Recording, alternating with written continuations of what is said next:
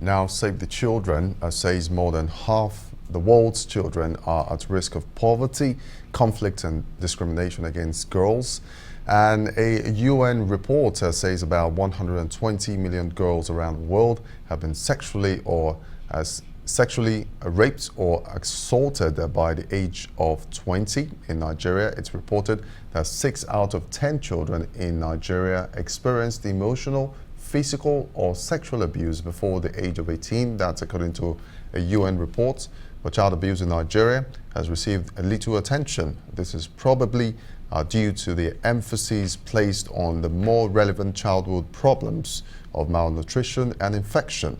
A girls' education campaigner, Malala Yousafzai, while on a visit to Nigeria, said Nigeria has the most out-of-the-school girls in the world, while UNICEF reports that 8.7 million children between 6 and 11 years old are out of school. Close to 5 million were estimated to be girls. In 2013, Nigeria adopted the Child Rights Act, which incorporates the principles of the UN Convention on the Rights of the Child, and for the first time provided a comprehensive framework for preventing and responding to violence, abuse, neglect, and exploitation of children. A decade later, 23 out of the 36 states had adopted this law. Now, the question is, what has the government and other agencies done to combat this?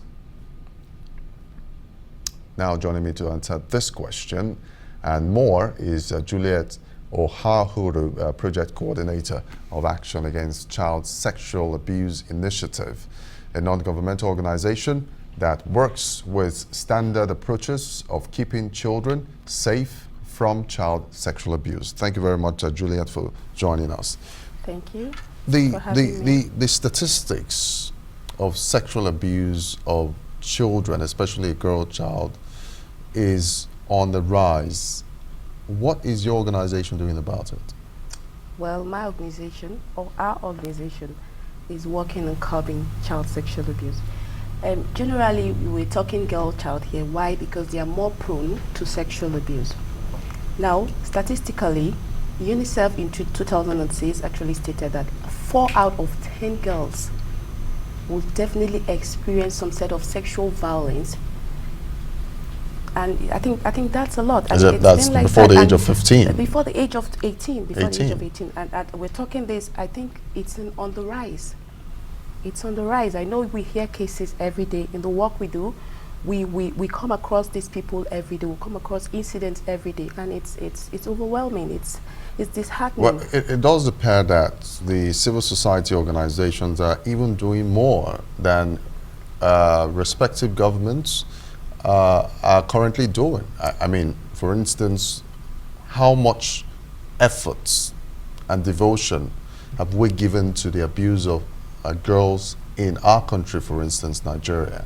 Perhaps the answer is, left to everybody to actually decide or phantom. Very true. The thing is, Nigeria is going through a phase where people are even fighting for the right to live. So, talking of that, it's becoming like a secondary issue. So people are, if there's no attention on that part, there's so much violence going around, but definitely the violence against children, even in those areas where they're going through those violences, they are in the rise, and nothing is being done. The government right now, I think, has a lot to do on protecting children, especially on sexual violence. The lawmakers, the policymakers, the stakeholders on this, they need to do something concerning it. And that is one of the things we've been doing. Yes, we've been advocating, we've been educating, we've been creating awareness, alongside providing some sort of rehabilitation, because we partner with people, we can do everything, we can refer. But most importantly, we are working to curb sexual violence against children in Nigeria, which a girl child is most prone to. Okay, in your journey in alleviating this sexual violence against girl child, what are some of your findings? Well, the findings will be, first of all, we have to talk about our cultural perception of speaking up. I think that is a very important aspect of what we're talking about. People don't want to talk about it. People don't want to report it. It should be swept under the carpet. Culturally, you hear people speak up about it, and it's like, okay, there's discrimination and already. stigmatization. It's like stigmatization. So there's so much that people need to know that, okay, it's okay. It's only in very open areas. If you know what's happening in those rural areas and other places, but you can't even talk about it. And if these people are going unpunished, what do you expect? What is happening in the society? Well, a girls' education campaigner, Malala Yousafzai, while she was in Nigeria, said, and I quote, "Nigeria has the most out of the school girls in the world." UNICEF said that about 8.7 million children between the age of 6 and 11 years old are out of school. Close to about 5 million were estimated to be girls. So you have 5 million vulnerable girls on our streets. You think lack of attention to education given to girl child education, girl child in the country, is responsible for the abuse? Because maybe, just maybe, if they are not occupied at the right time in the right place, perhaps maybe some sort of brigands can just take advantage of them. Well, education is a strong key, or is a strong, very front solution to the problem. Yes, the statistics are true. And every day we see them, they are hawking. Girls are made to become women.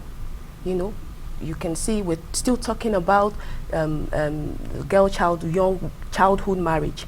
It's still there. Those are issues that are lurking around. So a girl child is expected to grow up and go to school. But instead, you grow up and then you're prepared for marriage at the age of 12, 13, 14, 15. And a boy child is still a child and he goes through his childhood. I think that's very unfair. And that's very prevalent in the north. Very, very prevalent in the north, of course. But in general, like from looking at the statistics, we have a lot of work to do on making sure that a girl child gets education.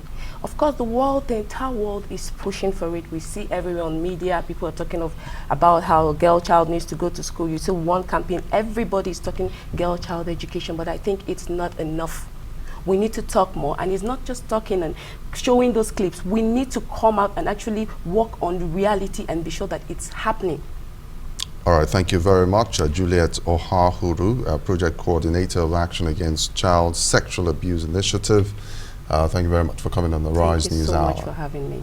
Thank you so much. You're watching the Rise News Hour. Plenty more still ahead, including so many other stories, business, entertainment and sports. Do stay with us.